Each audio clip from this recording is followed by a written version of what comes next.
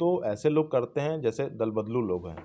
आज विधायक हैं इस पार्टी से, कल को अगर उन्होंने काम नहीं किया क्षेत्र में, वो क्षेत्र में कभी गए नहीं, तो पता चला दूसरे पार्टी से आ गए दूसरे विधानसभा में, तो ये सब जनता जानती है। वो तो ये जान लीजिए कि जो लोग छोड़ के आते हैं वो भी ये नहीं निश्चित रहता है कि वो उस पार्टी में रहेंगे, हो सकता है कल को दूसरी पार्टी में चले जाएं।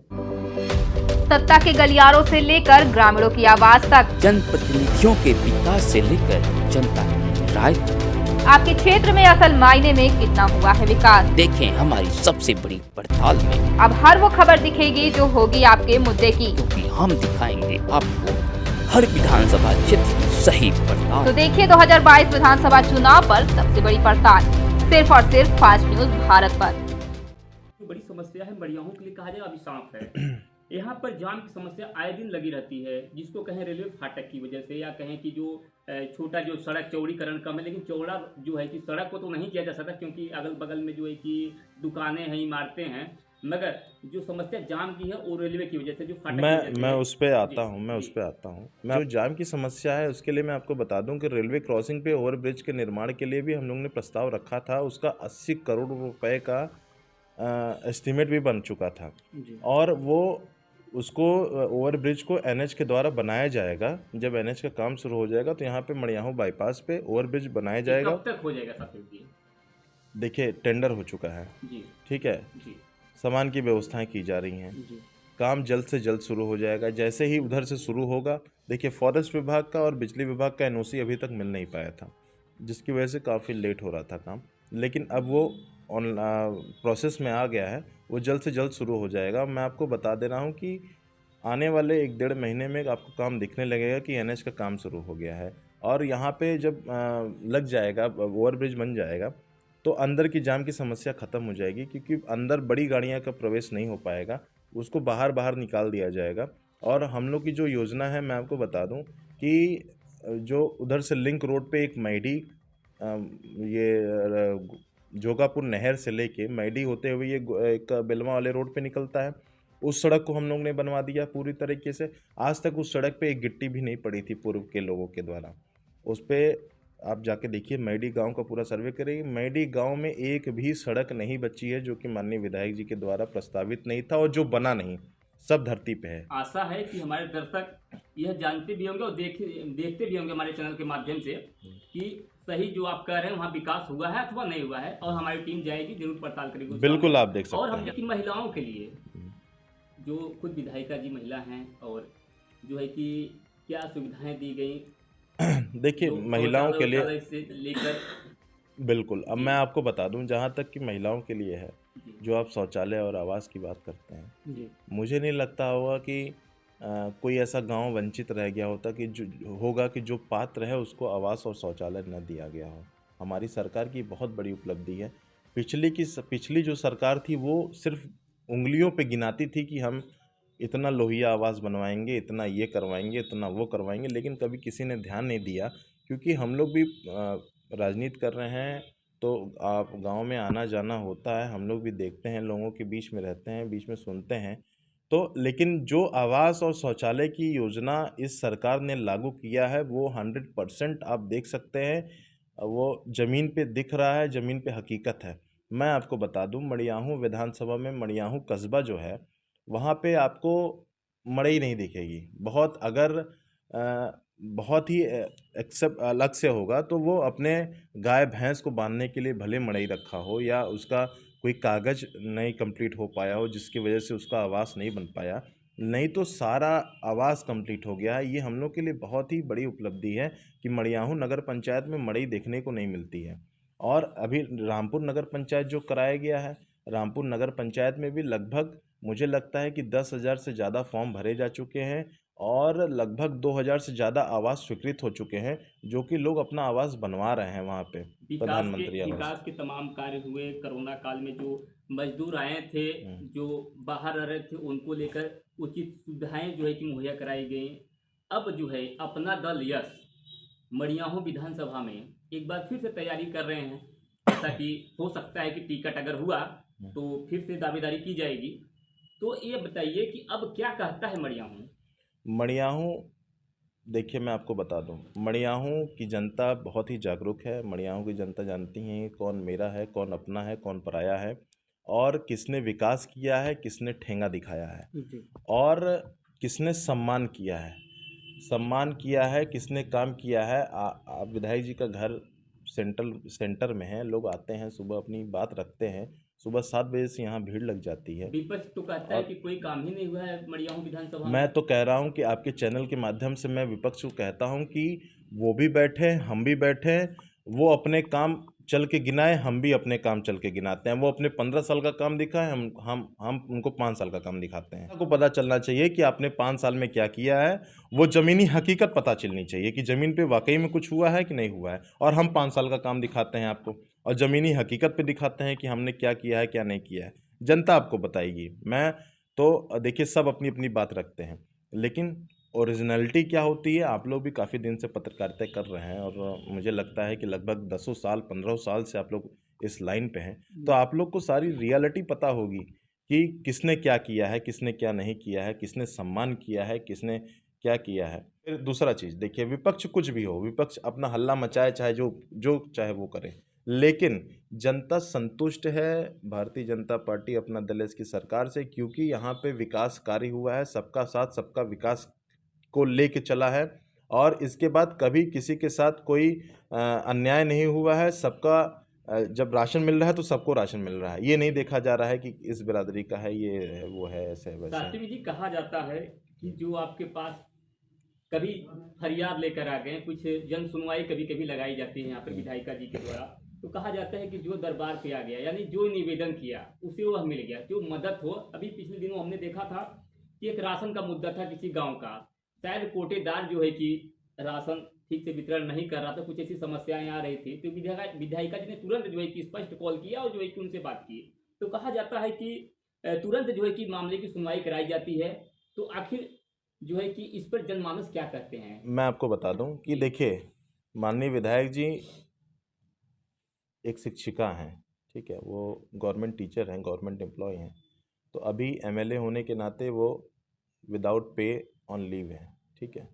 अब मैं आपको बता दूं कि विधायक जी हैं तो ज़रूर, लेकिन उनसे जनता नहीं, जनता से वो हैं। तो ये उनका कर्म है। जब वो शिक्षिका थी, जब वो इस फील्ड में नहीं थी, राजनीति में नहीं थी, तो उनका काम था बच्चों को शिक्षा देना। जी अब उनका काम है कि जो भी जनता हमारे घर आती है, या मैं किसी के घर जाता हूँ, या माननीय विधायक जी जाती हैं, तो उनको संतुष्ट करना, उनका काम करना। जो अपनी हर्ज गर्ज लेके आ रहा है, जिसको प्रॉब्लम है, जिसको राशन नहीं दिया जा रहा है, या किसी की मेडिकल की सुविधा नहीं उपलब्ध हो पा रही है, मैं आपको बता दूं कि 7 करोड़ 62 लाख रुपए लोगों को इलाज कराने के लिए दिया गया है हमारे यहाँ से। 7 करोड़ 62 लाख रुपए। और जो अभी आपने एक बात कहा कि वो मणिपुर और राजापुर नंबर 1 के लोग आए थे, मुझे नाम याद है अच्छी तरीके से। वहाँ के कोटेदार की जो शिकायत थी कि हमको राशन नहीं दिया जा रहा है, अंगूठा लगा लिया जाता है लेकिन राशन नहीं उपलब्ध कराया जाता है, तो उसके लिए उन्होंने एसडीएम को फ़ोन किया तत्काल। एसडीएम ने उसको जांच किया और उस पर कोई कार्रवाई ज़रूर होगी, उसमें कोई बट नहीं है। अगर हमारे घर कोई आ रहा है हमारे, और जनता दरबार यहाँ कभी कभी नहीं लगाया जाता है भैया, जनता के लिए ये हमेशा खुला रहता है, 24 घंटे 7 दिन। मैं आपको बता सकता हूँ कि आप कभी भी आएंगे, सुबह 7 बजे से लेकर रात को तक यहाँ पे भीड़ लगी रहती है। कोई न कोई हमारे घर का, अगर कोई नहीं है तो ऑफिस के भी जो लोग हैं वो बैठ के लोगों की समस्या को सुनते हैं, उसका निराकरण करने के लिए पूरी तरीके से सहयोग करते हैं। जी, कुछ दिनों पहले जब कोरोना काल जब वो समय था, तो हम लोगों ने देखा था कि विधायिका जी को जब सूचना मिली कि मड़ियाहूं विधानसभा में लाइट नहीं है, तो सीधे पावर हाउस पर पहुंची जनमानस की समस्या को देखते हुए, और बोली कि अगर पावर हाउस में लाइन है तो जनता के बीच क्यों नहीं है।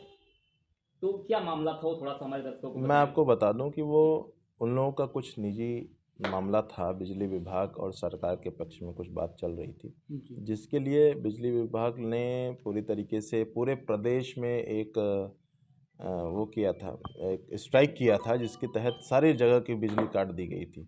माननीय विधायक जी वहाँ पे गई थी, सारे कार्यकर्ताओं के साथ गई थी, और ये हुआ कि जब तक बिजली नहीं आ जाती है तब तक हम लोग वहाँ से हटेंगे नहीं, क्योंकि जनता को देखिए, पहले तो बिजली नहीं आती थी। पिछली की सरकार में मैं आपको बता दूं, पिछली सरकार में 1 हफ्ते दिन और 1 हफ्ते रात को लाइट मिलती थी। हम लोग भी पढ़ते थे बाहर, जब आते थे तो ये प्रॉब्लम का सामना। लोग मुंबई रहते थे, वो यहाँ नहीं आना चाहते थे, क्यों कहते थे कि ये गांव है, यहाँ पे बिजली नहीं मिलती है।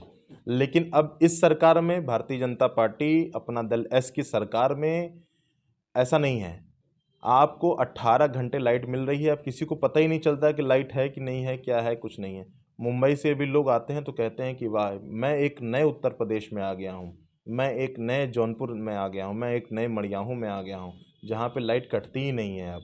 और विपक्ष कहता है कि हम 300 यूनिट फ्री बिजली देंगे। अरे जब आपके सरकार में बिजलियाँ नहीं मिल रही थी तो 300 यूनिट बिजली आएगी कहाँ से? बिल नहीं आएगा। जब बिजलियाँ नहीं मिलेगी तो 300 यूनिट फ्री देने का कोई मतलब ही नहीं है। जनमानस के बीच में जब हम लोग जाते हैं तो एक बातें जो उठ कर आती हैं काफ़ी जनता हम लोगों से मिलती है, तो कहती है कि भाई जो मड़ियाहू विधायक हैं, जो हम लोगों के जनप्रिय विधायक हैं, वो हम लोगों के बीच रहती हैं। कई ऐसे विधायक हैं, जब विधायक बन जाने के बाद जब उन्हें कुर्सी मिल जाती है तो सीधे हफ्ते में तो कम से कम 5 दिन लखनऊ रहते हैं, और ये एकमात्र ऐसी विधायक हैं जो जनता के बीच में रहती हैं। तो सर कैसा लगता है जो जब जनता की सेवा करने के बाद? ये मैं आपको बता दूं, ये एक ऐसी खुशी है ना जी, जो कि इंसान कभी पैसे से नहीं खरीद सकता। जी, ये एक ऐसा सम्मान है कि जो दुनिया का कितना भी लगा दे पैसा, चाहे लाख 2 लाख करोड़ रुपए लगा दे, तब भी वो खुशी नहीं मिल सकती है कि लोगों की सेवा करने के बाद जो अंदर आत्मा हमारी तृप्त होती है, हम रात में जाके 2 रोटी खा के सोते हैं, जो नींद सुकून से आती है ना, तो कभी ऐसा नहीं रहता। वो तो ऐसे लोग करते हैं जैसे दल बदलू लोग हैं। आज विधायक हैं इस पार्टी से, कल को अगर उन्होंने काम नहीं किया क्षेत्र में, वो क्षेत्र में कभी गए नहीं, तो पता चला दूसरे पार्टी से आ गया दूसरे विधानसभा में। तो ये सब जनता जानती है।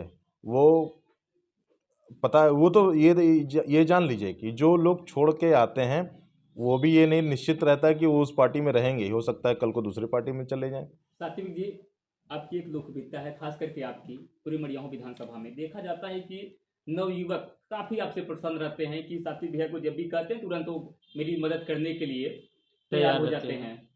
और यह जो है कि आपकी लोकप्रियता क्यों है और कैसे बनी, जो है कि लोगों की आप जो है मदद करने के लिए तुरंत जो है सक्रिय रहते हैं? ये मैं आपको बता दूं कि हम युवा हैं जी, और हिंदुस्तान की आबादी 65% युवाओं की है। जी, और अगर हम युवाओं के लिए नहीं करेंगे तो किसके लिए करेंगे? सब लोग अपने अपने लिए करते हैं, तो मैं युवाओं के लिए करता हूँ। क्योंकि एक कहावत है कि संघर्षों के साए में असली रवानी पलती है और इतिहास बदल जाता है जिस तरफ जवानी चलती है। तो इसलिए मैं आपसे कहना चाहता हूँ कि युवाओं को हम लोग आगे लाते हैं, और अगर हिंदुस्तान को, उत्तर प्रदेश को अगर बदल सकता है कोई, तो युवा ही बदल सकता है। आप देखिए हमारे प्रधानमंत्री जी, हमारे मुख्यमंत्री जी, हमारी नेता अनुप्रिया पटेल जी इतना मेहनत करती हैं लोगों के लिए कि हमारा देश और विश्व में तगड़ा नाम हो, लोगों का हो। और कुछ पार्टी के लोग कहते हैं कि जितना भारतीय जनता पार्टी अपना दल एस मीडिया पर खर्चा करती है, उतना हमारे बिरादरी के युवा शराब पी जाते हैं। बताइए, ये सब कहने वाली बात होती है? ये सब कभी नहीं कहना चाहिए, और युवाओं को और आगे प्रेषित करना चाहिए, युवाओं को काम करना चाहिए। कभी ऐसी कोई बात नहीं है कि कोई दिक्कत आए। आचार संहिता चल रहा है, लेकिन युवाओं के लिए आचार संहिता के चलने का कोई महत्व नहीं होता है। चलिए चलते चलते उन तमाम युवाओं के लिए जो आपके जनप्रिय, जो आपको आइडल मानते हैं इस मड़ियाहू विधानसभा की, उनके लिए आपकी तरफ से कोई संदेश? मेरे तरफ से उनका संदेश है कि जब तक मेरे अंदर सांस रहेगी, जब तक सांस रहेगी तब तक मैं युवाओं के लिए मरता रहूँगा, करता रहूँगा, जलता रहूँगा। कोई दिक्कत आती है, आधी रात को भी दिक्कत आती है, तो मैं तत्पर रहूँगा। कभी उनको परेशान होने की ज़रूरत नहीं है। कभी उनको किसी चीज़ के लिए कोई दिक्कत आएगी तो सात्विक तिवारी हमेशा खड़ा है और खड़ा रहेगा। बहुत बहुत धन्यवाद।